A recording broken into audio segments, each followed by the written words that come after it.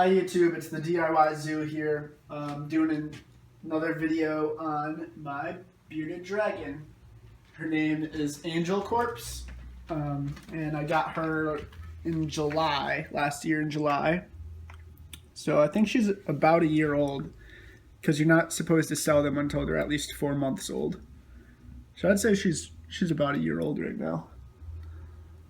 Maybe a little less than that, but yeah. So this is her dig box over here. I know you're not supposed to have substrate in their tanks, but I like to have her be able to dig, just have her do another activity, you know, stimulate the mind a little bit. So I put it in a plastic container that I got from IKEA, and it's just play sand, so it's easier for her to pass if she accidentally ingests it. That's why you're not supposed to use substrate, is that it causes impaction if they accidentally get it in their mouths when they're going to chomp on an insect or something. And it's high enough up that I think nothing can get in there, so she won't have any reason to eat the sand.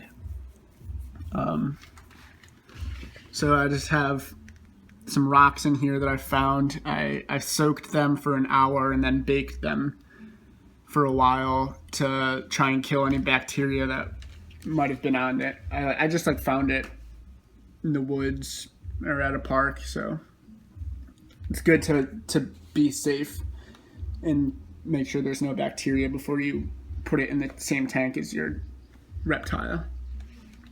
I just made her a fresh salad. There's collard greens, endive, and daikon, which I'm not sure if you're supposed to feed to them. I can't find anything about it on the internet, but I know they're similar to radishes, which are good for bearded dragons. So I think it'll be okay.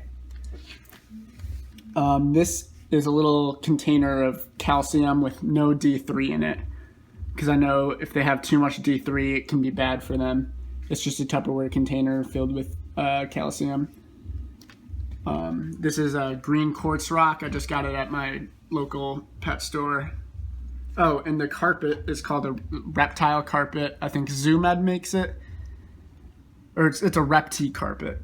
I'm pretty sure ZooMed makes it. I just got a bigger tank too, so the piece that I had doesn't quite fit it.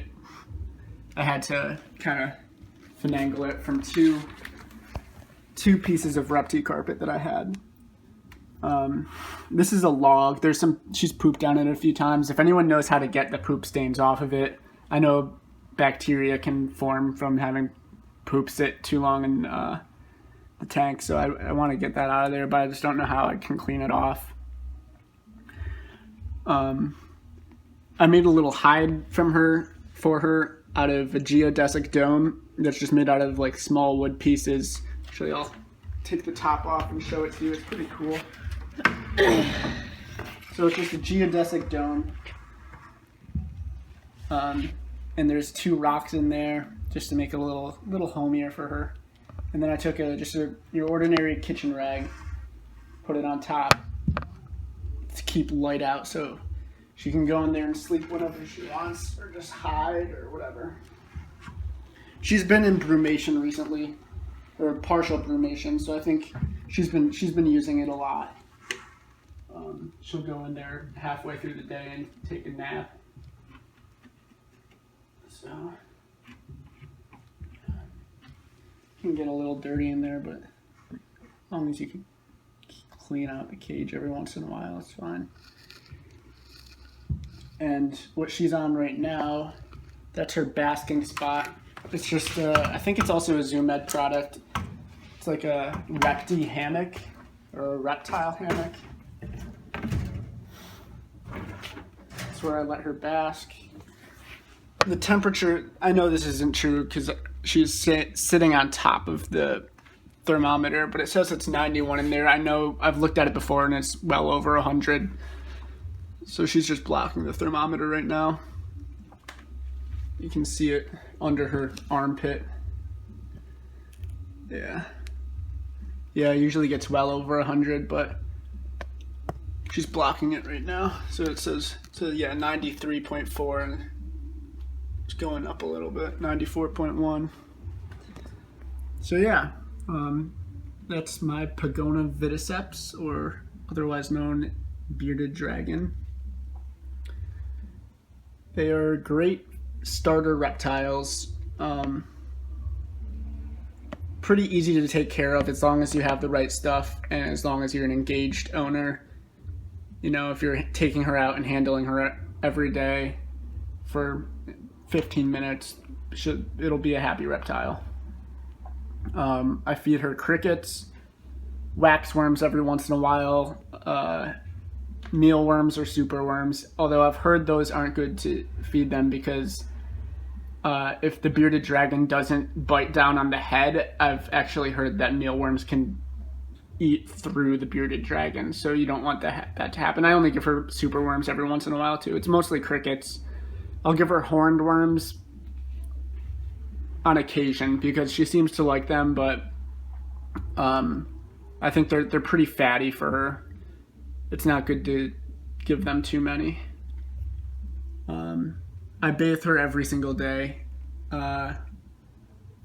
She usually poops every day. Sometimes she'll skip a day and then have a big poop the next day.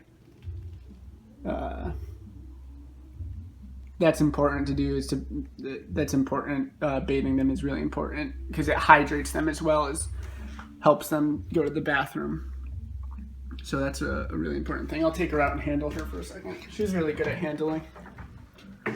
Is the ceiling fan? Yes. Okay, the ceiling fan.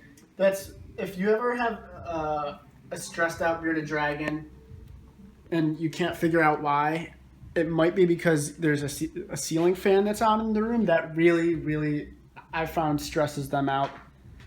They'll run and hide, or they'll get really aggressive and open their mouths and flare up and puff out their beard. So you always want to make sure your ceiling fan is off if you're ever handling your bearded dragon.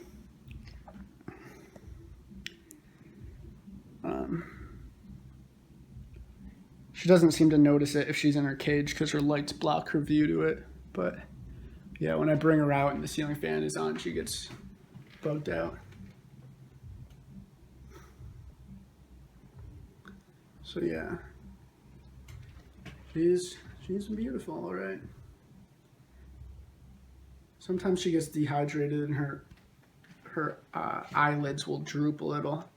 That can be a sign of dehydration, or it could be a kidney failure problem, some kind of kidney issue. So if you ever see droopy eyes, give them a bath in the next few days if they don't drink, or if it doesn't start to get better, make a vet appointment because you don't want a sick bearded dragon. Yeah. This is my angel corpse.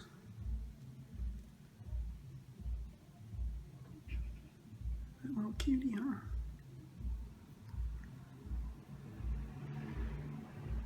I just made you a salad. You wanna eat it? I know you saw it already, but I don't know if she's gonna eat right now. She's been in partial brumation anyway.